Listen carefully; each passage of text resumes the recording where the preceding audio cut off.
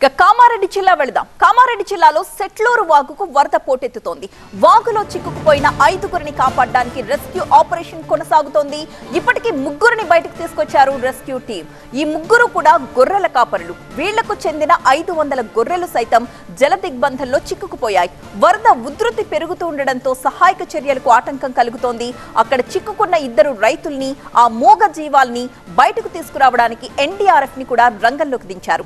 ప్రస్తుతం నిజాం సాగర్ ప్రాజెక్టు నుంచి సెట్లూరు వాగుకు భారీగా వరదొస్తోంది. ప్రాజెక్టు 7 గేట్లు ఎత్తడంతో దిగువ ప్రాంతాలన్నీ కూడా ఈ విధంగా జలమయమయ్యాయి.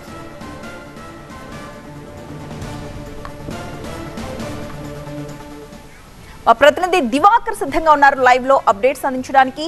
దివాకర్, ప్రస్తుతం ఆ 3 గొర్రెల కాపరుల్ని బయటకు తీసుకొచ్చారా?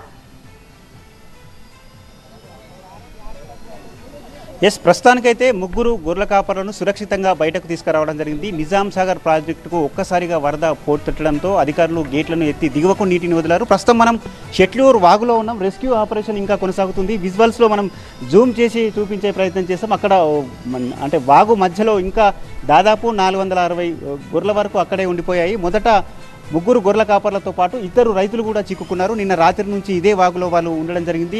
అధికారులు సమాచారం అందుకొని వెంబడే అప్రమత్తమయ్యారు. ఎస్డీఆర్ఎఫ్ బృందాలతో పాటు ఇక్కడ ఫైర్ సిబ్బందిని కూడా అక్కడ బోట్ల సహాయంతో వాగులోంచి వాళ్ళని సురక్షితంగా తీసుకొచ్చేందుకు ఆ ప్రయత్నాలు ముమ్మరంగా కొనసాగించారు. రెస్క్యూ ఆపరేషన్ ద్వారా వారి 5గురిని అయితే ప్రస్తుతం బయటకు తీసుకురావడం జరిగింది. సబ్ కలెక్టర్ ఆధ్వర్యంలో ఈ పర్యవేక్షణ మొత్తం కొనసాగుతుంది. అంటే వాగు ఉధృతి ఒక్కసారిగా రావడంతో అక్కడే ఉన్నటువంటి రైతులు కూడా చిక్కుకోవడం జరిగింది. ఇప్పటికీ ఇంకా ప్రస్తుతం అక్కడికి వెళ్ళి గొర్రెలను ఈ బోట్ సహాయంతో ఇక్కడికి ఒడ్డుకు చేర్చే ప్రయత్నం చేస్తున్నారు. ఇప్పటివరకు దాదాపు 20 గొర్రెలను ఒడ్డుకు చేర్చడం జరిగింది. రెస్క్యూ ఆపరేషన్ ఇంకా కొనసాగుతుంది. వరద ఉధృతి ఇంకా పెరుగుతూ ఉంది. గంటకు నిజాం సాగర్ ప్రాజెక్టులోకి కూడా భారీగా వరద వచ్చి చేరుతుంది. సబ్ కలెక్టర్ మనతో పాటు ఉన్నారు, అడిగి తెలుసుకునే ప్రయత్నం చేద్దాం. చెప్పండి మేడం, ఎంతమంది వరకు అక్కడ ఉండే, ఇప్పుడు ప్రస్తుతానికి వాళ్ళ పరిస్థితి ఎట్లా ఉంది, ఇక్కడికి చేర్చారా, గొర్రెల పరిస్థితి ఎట్లా? సో నిన్న నైట్ అందరికీ ఇన్ఫర్మేషన్ చేరవేయడం జరిగిందండి. ఎవరు కూడా ఈ నదీ పరివాహక ప్రాంతాలకి రావద్దు అని. అయితే గొర్రెలు కొన్ని అటు ఉండిపోవడంతో 3 గొర్రెల కాపర్లు అక్కడ మనకు కొంచెం ఐలాండ్ లాగా ఇప్పుడు ఏర్పడింది, అక్కడికి వెళ్ళడం జరిగింది. వాళ్ళు అక్కడ స్టక్ అవ్వడం అనేది జరిగింది. మనము మార్నింగే ఫైర్ ఆఫీషియల్స్కి ఇన్ఫార్మ్ చేస్తే వాళ్ళు ఎస్డీఆర్ఎఫ్ టీమ్ని కూడా పిలిపించడం జరిగింది.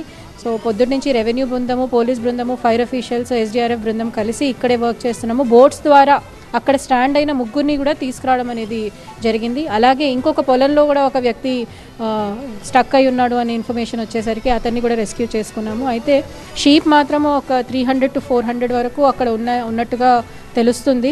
వాటిని రెస్క్యూ చేసే భాగంలో ఉన్నాము. ఇప్పుడు అదే ప్రొసీజర్ నడుస్తూ ఉంది. బోట్స్ ద్వారానే తీసుకురావడం జరుగుతుందండి. షీప్స్ కోసం ప్రస్తుతం ఇంకా రెస్క్యూ కొనసాగుతుంది. మనము అక్కడ నుంచి విడతల వారిగా బోట్ల ద్వారా మన గొర్రెలను ఇక్కడికి తీసుకొస్తున్నారు. ఇప్పటికైతే అక్కడ ఉన్న చిక్కుకున్నటువంటి గొర్రెల కాపులను, రైతులను సురక్షితంగా ఒడ్డుకు చేర్చగలిగారు. అధికారులు ఉదయం నుంచి ఈ రెస్క్యూ ఆపరేషన్ని పర్యవేక్షిస్తున్నారు.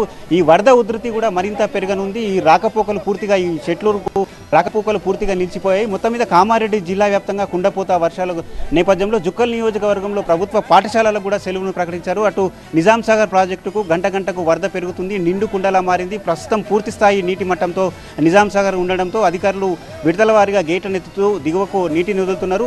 ఇక్కడ ఎవరు కూడా వరద ప్రవాహ ప్రాంతాల వైపు రావద్దని అధికారులు హెచ్చరిస్తున్నారు. ఇది ఇక్కడి పరిస్థితి.